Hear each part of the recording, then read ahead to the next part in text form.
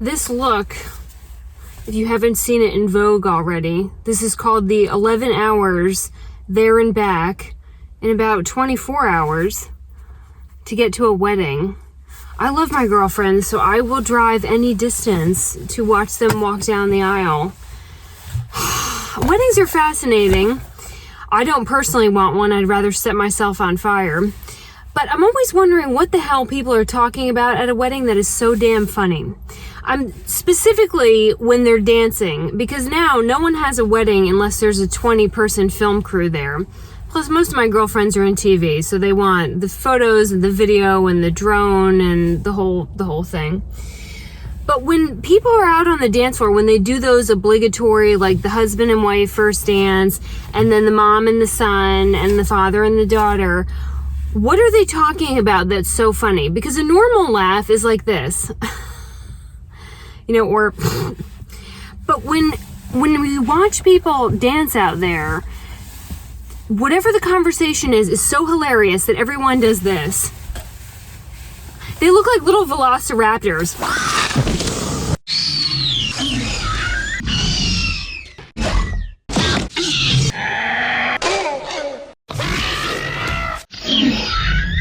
All the photos that you see, because that's why they do it, because it makes a good photo. Any wedding photo you see of people dancing, they all have their head back. It's just so funny.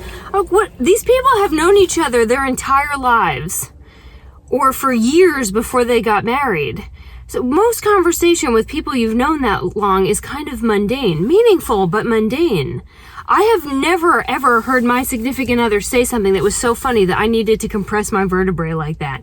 But it's because they know they're being watched and videotaped. I just can't imagine. Like, what do you talk about out there when you know everyone's staring at you? Like the mother and son dance, she's like, sweetheart, did you bring extra socks? I know your toesies get cold on the plane. What the hell are you talking about?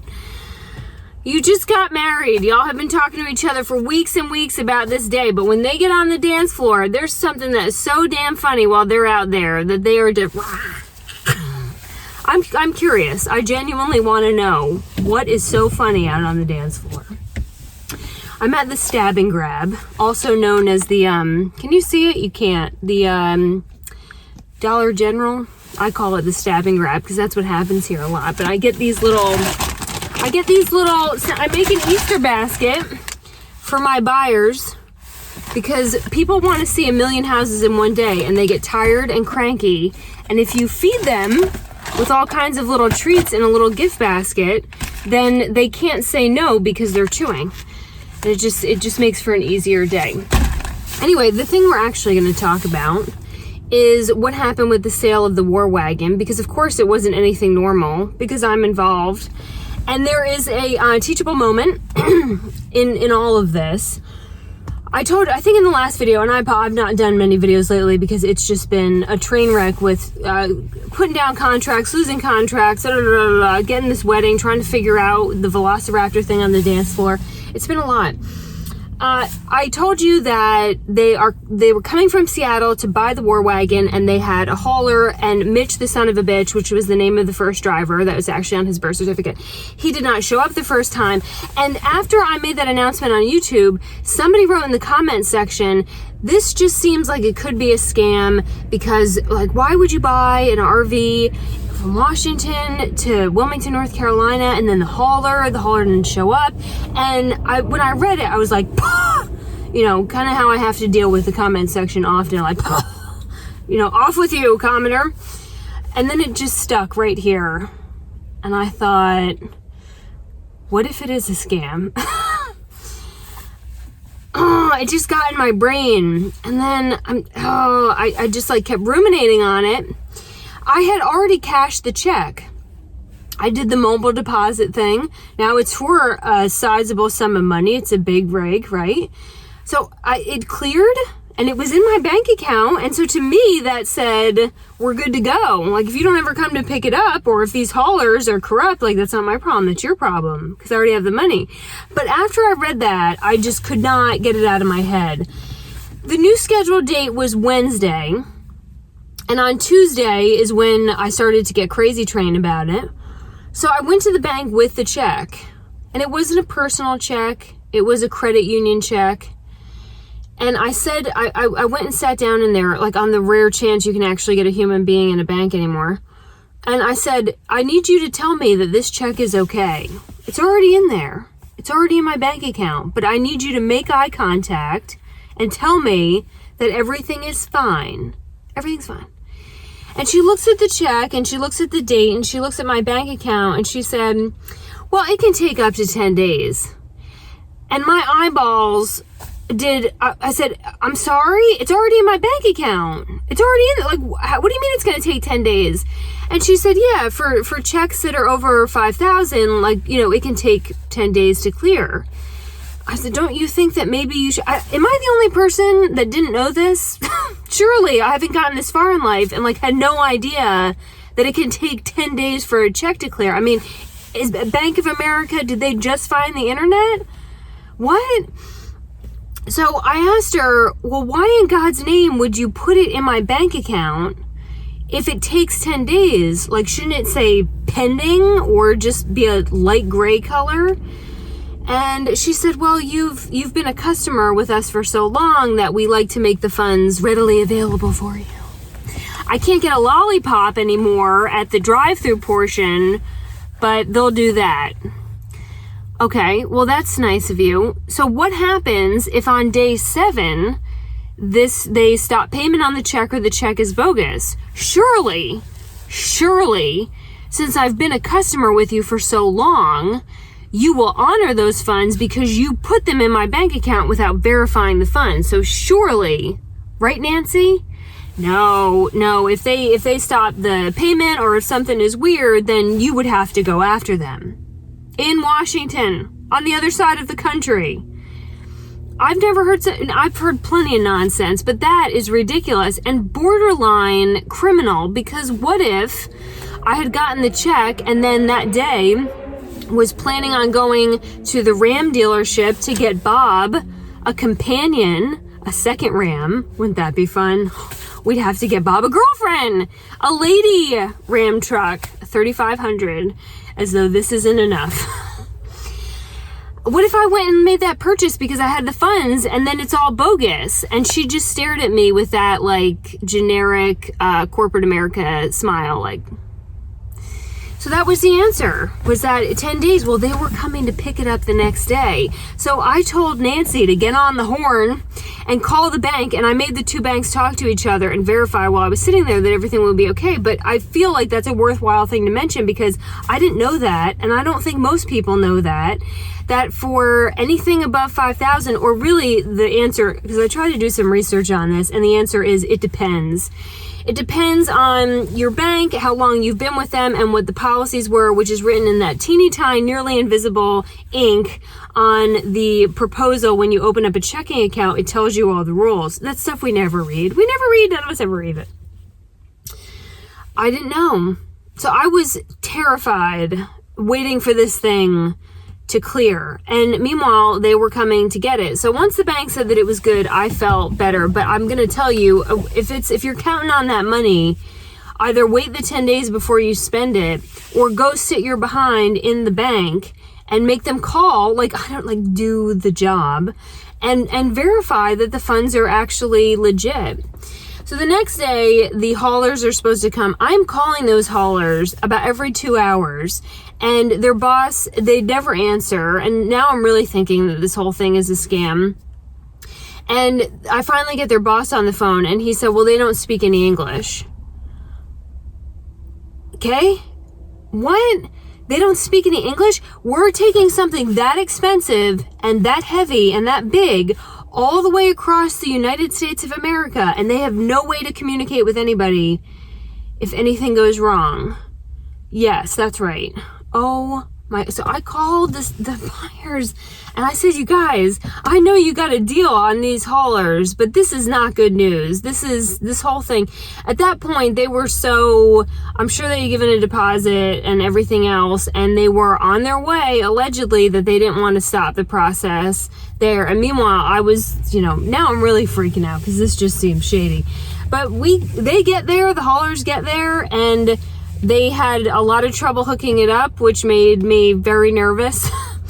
But I was so freaked out by the whole thing that I took Messa's present. Now, if you didn't see the last video, I'll just quick recap and say that the little girl who's a part of this family, she's 6 years old. She has a piggy bank. She wanted so bad to feel like she contributed to the purchase of her family's camper. So she took $1 out of her piggy bank, which I'm sure is going to be a lot in her piggy bank, and sent it along with the check to me so that she could feel like she contributed. And I was so impressed and touched by a 6-year-old having that sort of education and passion for savings and travel, like all the things that I do, that I wanted to reward that.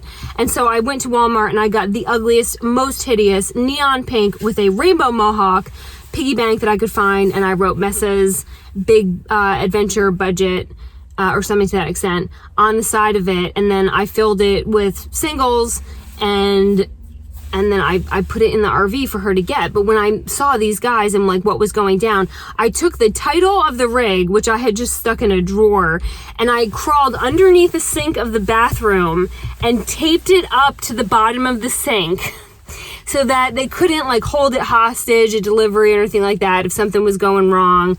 I mean, I'm sure they were nice guys, but like I had no way to interact with them to even get a read about who they were and like their experience or anything. And they did not speak to me at all. They didn't try to speak to me, like no eye contact, nothing. They just pulled up and started hooking up, and that just gave me the heebie-jeebies. Like, English language aside, I feel like some basic human interaction is really helpful on something like this. And then I took Messa's present and I hid that as well. And so they hooked it up, and I watched the war wagon take off down the road and double check the funds.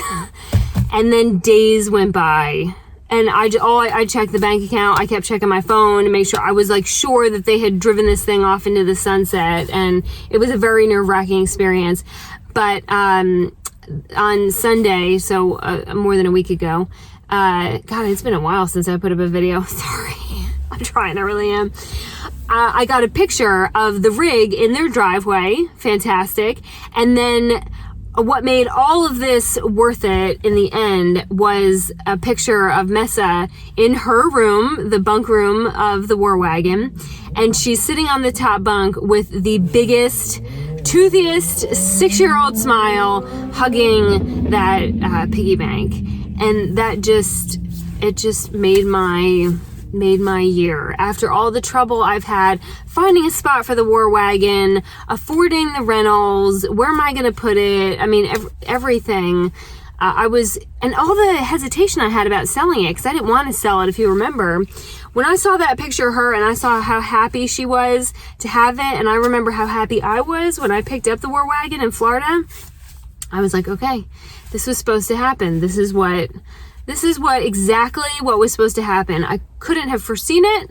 I wouldn't have guessed it in a million years, but we are, as we usually end up, exactly where we all need to be. So I am still having a very hard time adjusting to apartment life. I like my apartment a lot. I just hate everyone in the complex because they're renters and they don't care about anything. And so they destroy things and are loud.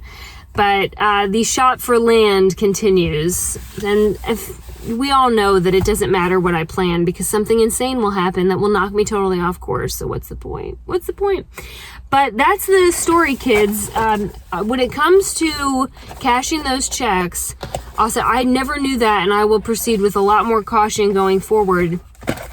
But in general, and I know I've said this before, I had in the vehicles and rigs I've had to sell so far, I had no success, no luck whatsoever with those paid for sites. RV Trader, there's a couple other ones. The thing that worked was social media, was just connecting with other people who are looking at that brand and that design, and they're on the forums, and like get on those pages, and you can network with them a little bit more. You can also see their social media pages to make sure that they're not totally phony. But I give the buyers a lot of credit. They bought it sight unseen. We had an inspection done, and then they took a big leap of faith, but frankly, so did I, because I never saw them face to face. We just talked on the phone.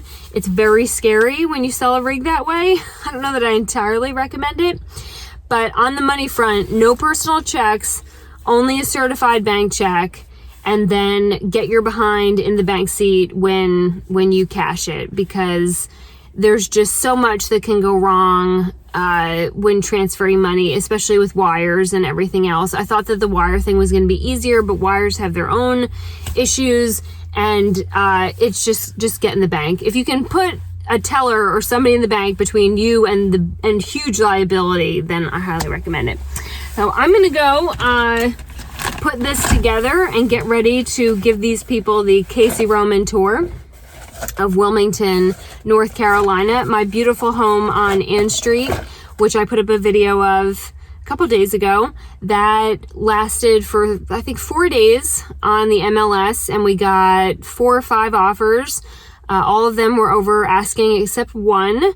And it's bizarre because once upon a time, like when I sold my house in 2018, if you got full asking price, like you were, whoa, well done. And now when people submit offers and they're at asking price, you're like, oh, I mean, can't you do any better than that? Because we have homes that are being sold for 20K over, 30K over. I mean, it's bonkers. And most of them, at least here, because we're at the beach, have 5 to 10 offers after sometimes 24 hours, 48 hours. I mean, no time at all. So I'm really happy for her. And hopefully we'll get that baby sold and then on to the next story beauty. All right, bye weirdos.